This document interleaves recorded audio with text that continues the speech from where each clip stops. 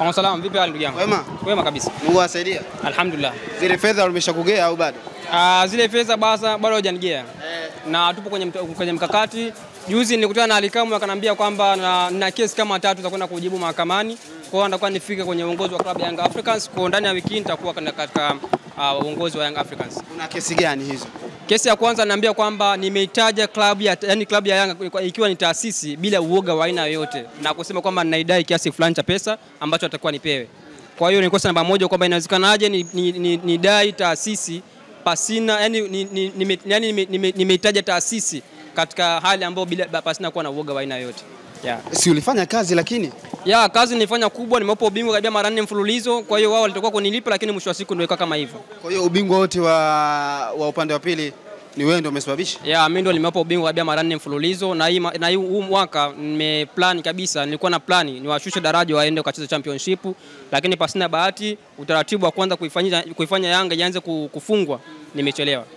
Pengine ulipiga nondo sana mwaka huu. Mwaka huu unajua mwaka huu ni katika miaka ambayo klabu ya Young Africans ilipitia wakati mgumu.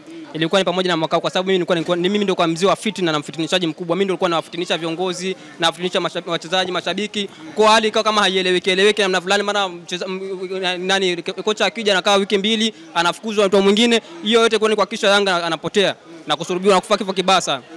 Pengine hata upande huu walikuwa wanasema wanacheza sana mechi zao, vipi? Si kweli. Unajua Yanga, emrudi ile swali nikujibu tena. Upande huu Simba Sport Club walikuwa wanasema wanacheza sana mechi zao, vipi? Hapana, Simba usiki kwa asilimia zozote katika kucheza mechi zao. Yanga walikuwa wanacheza mechi zao kama mechi zao. Mimi ndio nilikuwa ninafanya Yanga anafungwa na kusurubiwa na kufa kifo kibaya sana. Ninyi mko ni mashahidi, nilisema Yanga atafungwa dhidi ya Al Hilal na kweli alifungwa na nilimweka Reani mke wangu. Kama nilikuwa mashahidi mliona, nilimweka mke wangu Reani kama Yanga akishinda, waje wamchukue mke wangu na walisurubiwa.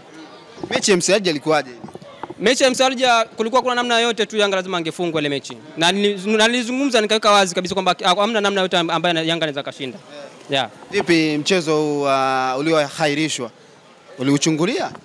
Mchezo niliuchungulia na mbaya zaidi ni kwamba unajua mimi sasa hivi nina ugomvi kidogo na uongozi wa Yanga. Kwa hiyo nisingependa kuweka wazi, lakini kulikuwa kuna namna yote Yanga ingeweza kushinda hii mechi. Kwa hiyo kilichotokea ni kwamba baada ya kuona Yanga hii mechi wasingeweza kushinda, wakaona ni bora watengeneze mazingira ile mechi iahirishwe. Kwa hiyo sababu ya wao mechi kuahirishwa ilikuwa ni wao wenyewe, waliandaa mikakati ambao mechi iahirishwe ili ionekane Simba ndio sababu. Kumbe sababu ni wao. Sababu ni wao wenyewe. Kwa sababu huwezi kuwakataza watu wasifanye mazoezi na wakati kikanuni inaruhusiwa hivyo. Kikanuni iko hivyo. Kwa nini wakataza wachezaji wasifanye mazoezi? Pengine ule msafara wa Simba Sport Club wote walikuwa wanaogopa sana. Ule msafara ulikuwa ni wa kawaida. Wala kulikuwa kuna namna yote ya kuogopa. Ni vile tu Yanga wenyewe walikuwa wanajua kabisa kwamba mechi mimi ndio mganga wao, mimi ndio wananitegemea. Na kuna namna yote ambayo wanaweza mimi nikiwaambia kwamba mshindi na washindi kweli. Sasa kwa nini wanalii? Ndio maana wao wenyewe kwa kabisa ile mechi wasingeweza kushinda. Na walikuwa wanasema kuna ile msafara kuna wanyama pengine wewe kama mtaalamu.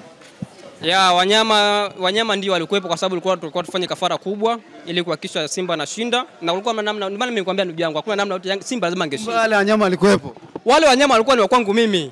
Wale wanyama walikuwa wala Simba usika hata kidogo. Wale wanyama walikuwa ni waamini kwa kama Sheikh Sharifu na mganga mkuu kuhakikisha Yanga anasurubiwa na kufa kifo kibaya sana. Wale wanyama walikuwa ni wa kwangu mimi kwa ajili ya kafara. Uongozi wa Simba vipi sasa kwenye hilo kupeleka wale wanyama? Kuna kiasi chochote ambacho walikuwa wamekuwekea? Kuhusiana na Simba usiweze kuzungumza chochote, lakini wao ndio wajua kwa mimi ni mganga ambao ninafanya Yanga anafungwa. Sio anashinda tena. Anafungwa. Sio anafungwa. Kwa sababu zama za kuwapa ushindi zimeshaisha. Sasa hivi wanafungwa tu.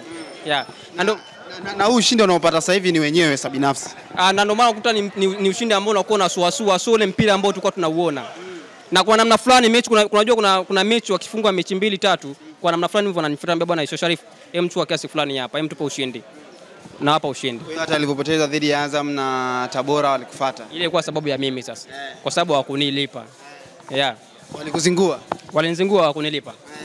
Sasa mbona hatari sana Sheikh Sharifu? Unajua hizi timu lazima wajue kwamba hizi kazi zina watu wao.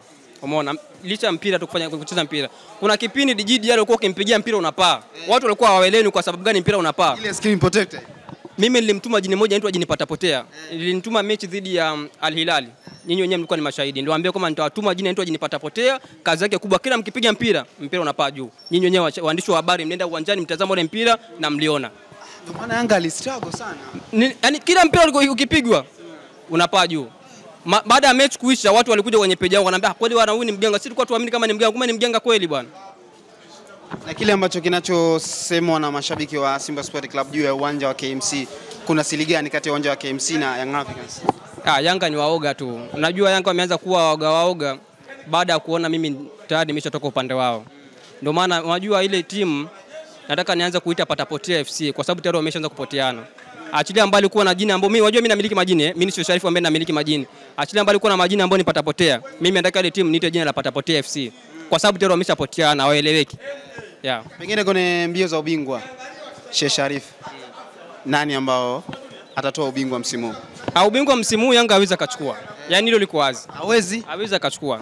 Yaani hata katokea mechi inayofuata Simba akafungwa, bado Yanga hawezi akachukua ubingwa. Kwa sababu mimi kuna namna nitajua na sehemu gani nambananisha Yanga ili aweze kupoteza.